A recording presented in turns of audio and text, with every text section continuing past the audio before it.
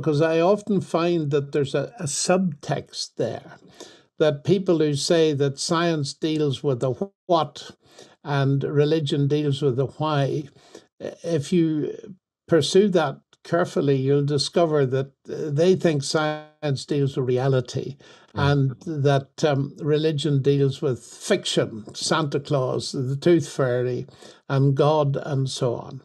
Now, I will grant this because it's very important, because I've essentially just said it, that science does concentrate on the how and the what.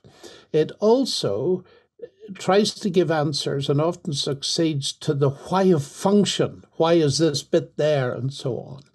But what it doesn't deal with is the teleological why, the why of purpose, those existential questions. But there is overlap. And I think the easiest way to illustrate that overlap is to take the first statement in the Bible, the Hebrew Bible. In the beginning, God created the heavens and the earth. Now, the writer is talking about the very same cosmos that cosmologists today study, and is claiming that there is a beginning, which is exactly what the majority of astrophysicists and so on claim today. So there is a very important overlap. A second, equally important overlap, I would suggest, is that in the Genesis account of creation, there's constant emphasis on God spoke, God said. And I'd like to suggest that this is telling us that it's a word-based universe.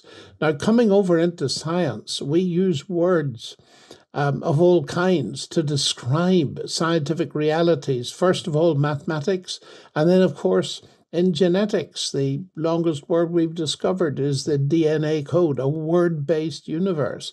So there's a hint in the Bible, which is, of course, not a scientific textbook, but it tells us that information is a very important concept. And, of course, it has been left to modern physics to reveal that that is so. So there's a very fertile and fruitful overlap that I think it's very important to explore. But 99% of science is not dealing with questions that have a religious or even a philosophical dimension. We must realize that to keep things in proportion.